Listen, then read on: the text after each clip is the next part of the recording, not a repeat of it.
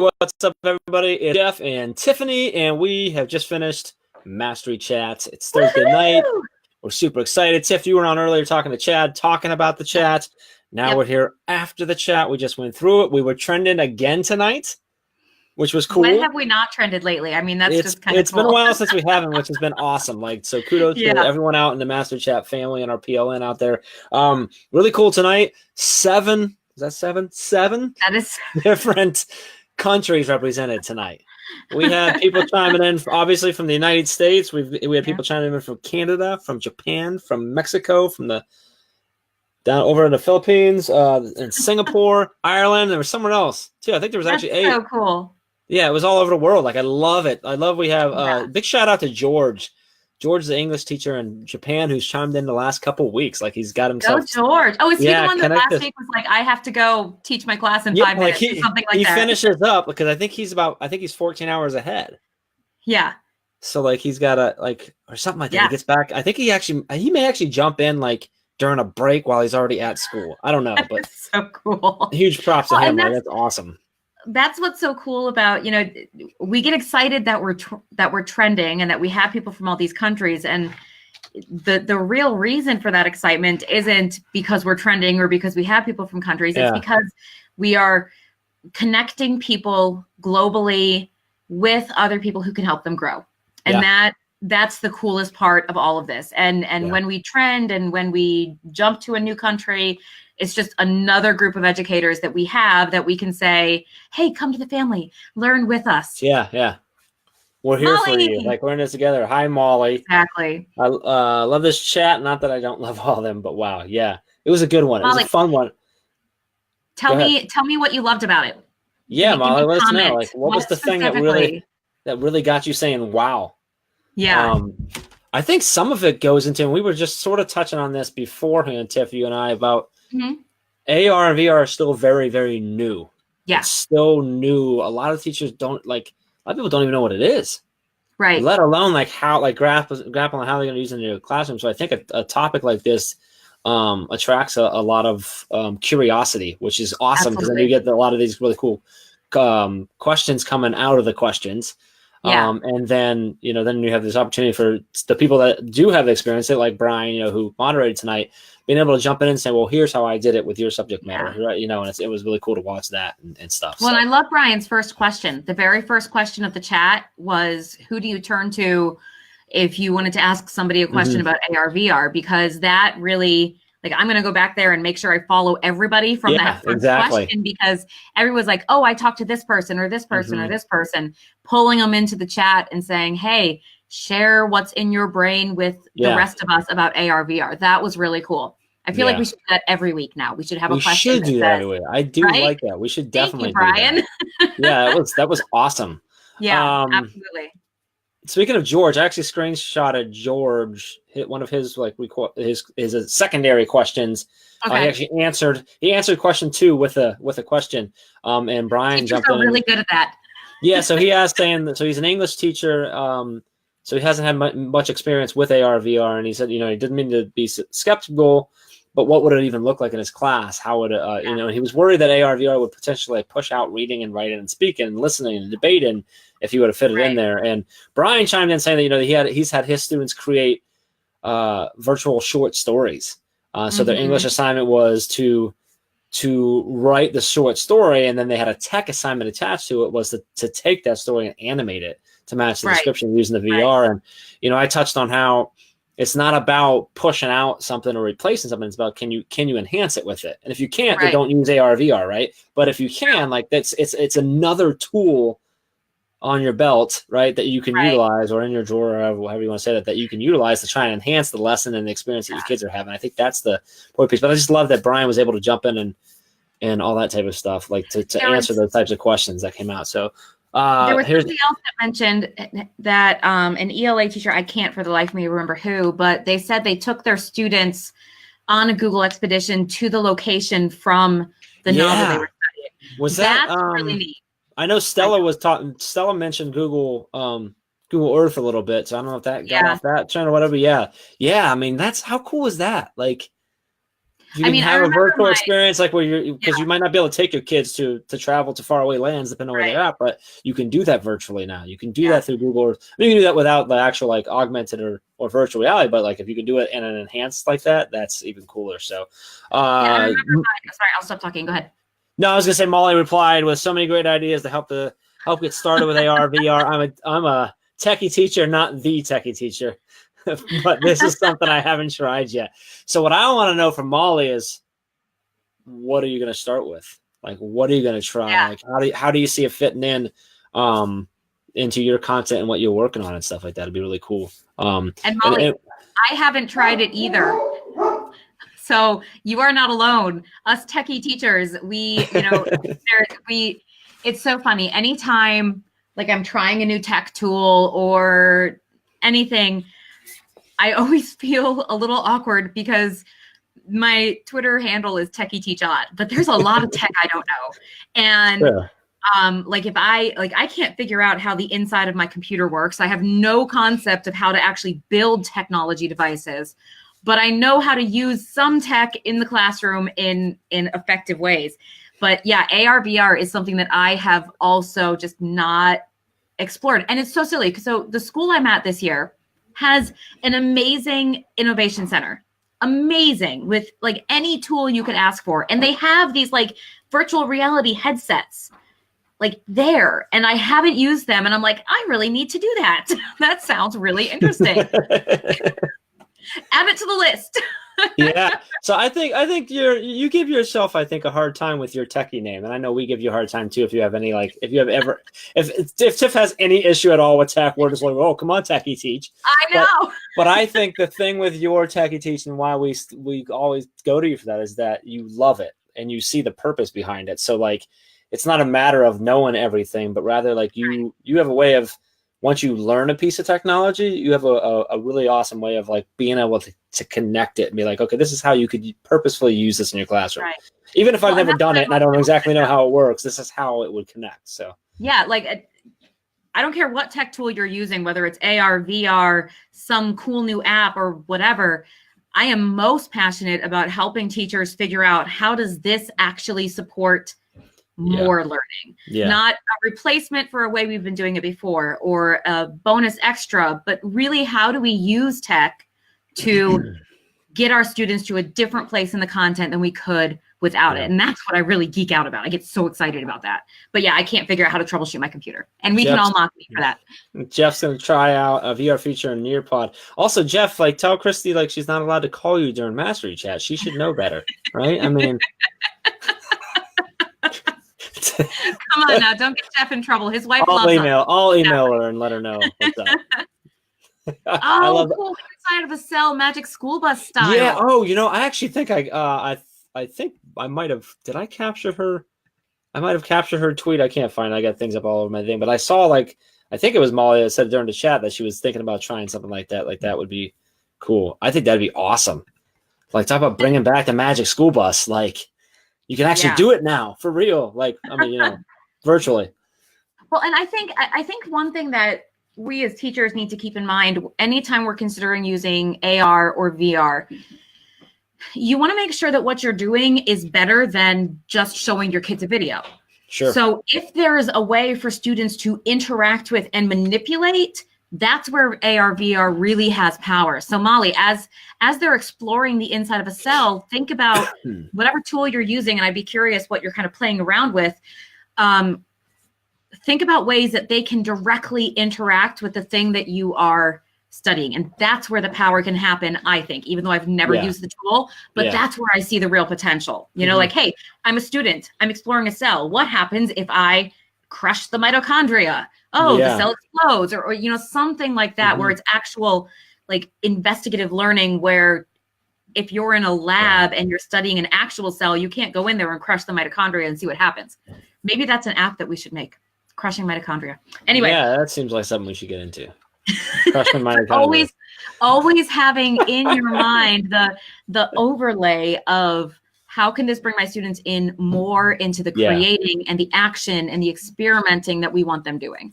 Yeah, love it. Absolutely. I do want to give a shout out to Jerry Blummingarden.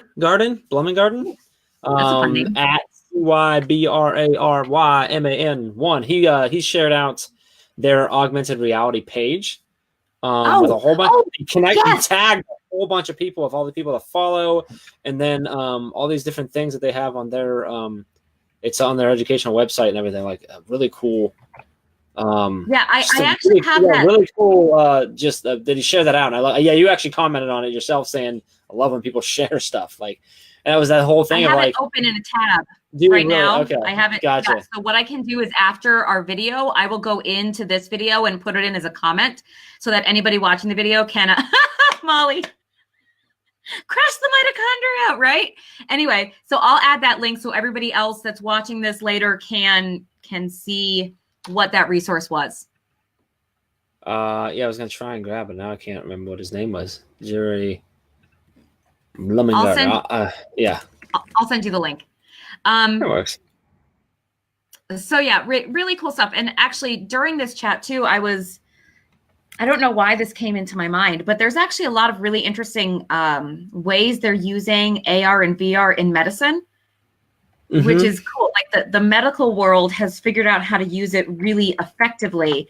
And I think it could be cool to, as teachers, to kind of look at examples of AR, VR being used outside of the classroom and say, okay, so what are they doing that could be in my classroom in purposeful, meaningful ways? So I posted that from the Teach Better team account there, so it's there. Yeah, there was a story that I read a while back on hospitals in, I think it was in the UK, that have been utilizing VR, virtual reality worlds, to help children when they get their shots, when they get their immunization shots. Oh, that's neat. They put them in the specific one is they put them in this like virtual reality, very colorful, fun world, and there's this like little character that you make friends with, and you got to help him fight off these bad things, whatever. It's all very like kid friendly and stuff, but like when they put I don't know what it's called, the stuff on your arm that like cools it down to like make it so it's not as bad, whatever. I don't know. Like that's, you're putting on like your ice sword thing, and then or you're like your things are happening and they're showing these kids and like they're getting the shots and they don't even know it because they're up here doing a different thing. And what they're predicting and what they're seeing, and obviously it's very minimal study so far, is that the goal is to help solve the fear of doctors, because like think about men, like white coat syndrome, I have extreme white coat hypertension. Like it's really bad. Like my blood pressure is ridiculous compared to what it actually is when I'm in there. I don't know why, but like this fear of kids who, last time I was at the doctor, it was hurt. They stuck me with needle. I think about my kid. Holy cow! Like, So it's the fear of that, and what they're hoping, and what their goal is ultimately, is that people in general, not just kids. I mean, kids, and as those kids become adults, will be less likely to not want to go to the doctors, not have that negative connotation with going to the doctors, and therefore seek medical attention more quickly and often. And we have guys who, like most guys, like it's like, I think men, they said like it's like 80% of men like don't report most medical things that happen with them. And I don't know if that's just men trying to be macho, but I think some of it's because we don't want to go cry because of the needle. Very scary thing, Jeff. It's a very scary thing. It's just cool stuff like that. Like, I mean, who knows I don't know how that's going to end up going or whatever, or if there's any negative stuff, but it's the same thing. Like, it's a really cool thing that's coming, and I love that teachers are experimenting with it and finding ways of everything, because I do think it's a cool way to potentially enhance things. So, right. Absolutely. Another one I screenshotted. Mr. Overstreet 101. He said, coolest thing with AR VR is the ability to bring cultural experiences to students who may not be privileged enough to be able to see how big of a world it is out there. Such a cool immersive experience. Also, Google Expedition has college campus tours too. By the way, that's a huge one where like college campuses are doing that, where kids because you might not be able to send your kid to California to check out colleges, but it might be the right college for them. Right. Or maybe it makes sense for them to go to college in another country, right? Depending on what they're trying to do and what they're studying and stuff like that. Like, that's really cool. And the ability to the whole, like, the culture thing is huge in my mind. Like, I think social media has also done that.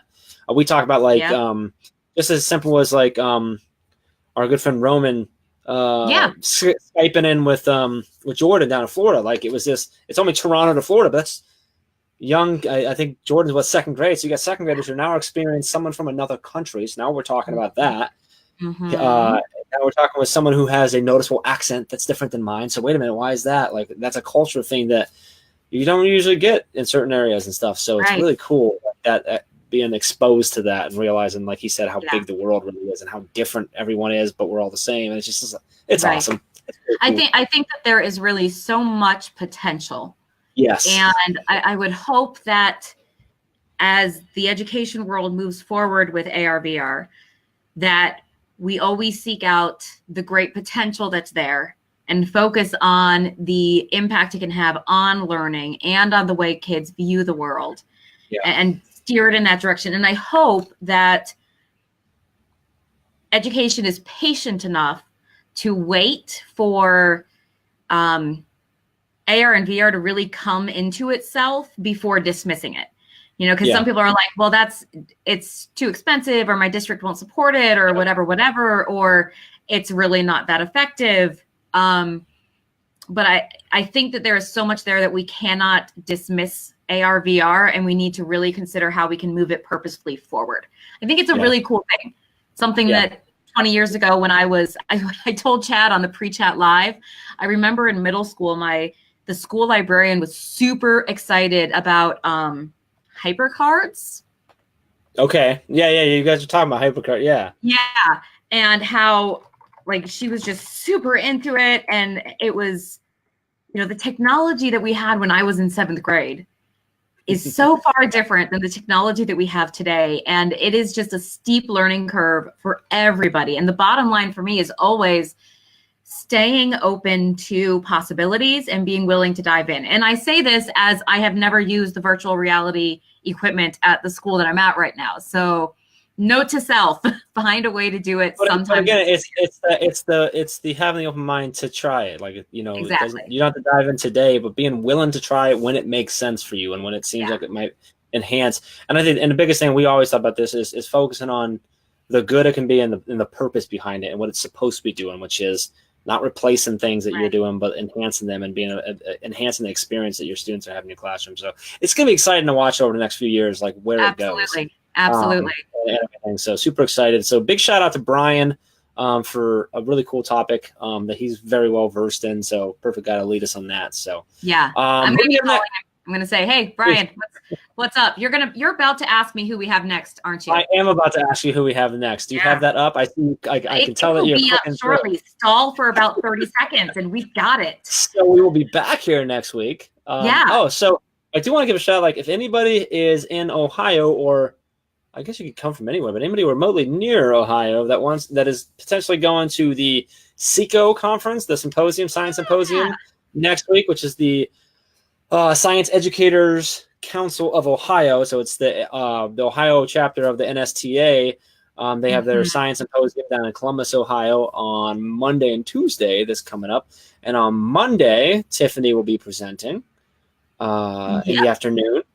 And then on Tuesday, Chad's actually like the featured session on Tuesday, which is really cool. So you can come down for 2 days, both Tiffany and Chad, and also, by the way, Lexi and I will be there with the table. Lexi's coming too? Lexi's coming down. Yeah, we'll be there. We're going to be throwing out stress balls and stickers and pens and giving away a Kindle Fire and having some fun with people. So we will be down there hanging out. So hopefully if you're there, come say hi to us. And isn't Ray in Florida? Yeah, at the same time. Oh, yeah. And if you happen to be down in Florida or heading down to FETC, Ray's down there, and she will be presenting, helping to kick off the IT path on Monday. And then on Tuesday, she's running a mini workshop session, all based around IT and how teachers and IT support teams can work together to be better for student stuff. So yeah, and Chad's actually in Texas on Monday, so it's like Teach Better Team everywhere next week. I love it. So super excited about that. So in the world is Teach Better Team, like Carmen Sandiego. All right, who in the world is leading us next week? Okay, so the my internet is hating me, so I went a different avenue. I went to the Google Calendar to find out, and we'll see if that's loading. I think it might. Well, now I'm going to get it, so you have to stall. You go stall. Okay, hang on. No, it's there. I'm there. I'm there. Wait for it. Wait I'm for it. already there. It is. It's Christina. How do you say her last name? Falby? I think so. Yes. I don't see. There's not a chat topic listed. She has not yet determined what her chat topic So is, but we will get back to you. Dr. Falby, which is Falbe, so it's DrFalbe. That's her handle there. So Christina, so she's gonna be leading us. I don't know her, so I love when it's people that I don't like, that I don't have a ton of interaction with, because then I get to have a lot of interaction with them with the chat and stuff. So I think Ray knows her. I think that's where that one came from. So as well. So that's always exciting. Yeah. So let me stalk her. Really. Can we stalk her together? That's exactly what I'm doing. Is that weird that we're doing this while we're on live still? I hope Christina doesn't mind. I'm following her now. She is the she's assistant professor of middle grades education. Ooh, I like the sounds of that. I think she's at ISU, Illinois State University. So that's gonna be a cool, I think a cool take on things maybe there. Interesting. Okay. She must be. I wonder if she's connected to Ames. And I think I lost Tiffany. So that was with her internet. I didn't realize. I was on another page looking. Didn't realize I lost Tiffany. So I'm going to just go ahead and wrap up since Tiffany disappeared from existence. But please join us next week, same time, 8 o'clock Eastern. We'll be live here on Facebook just a little bit before then, and we'll be live afterwards, recapping like we always do. We appreciate everything that you do day in, day out in your classrooms, but also coming and hanging out with us and chatting on Thursdays after a long day of work. It's amazing. We truly appreciate it, and we hope you get a lot out of it. And until then, we will see you guys next week. Thanks.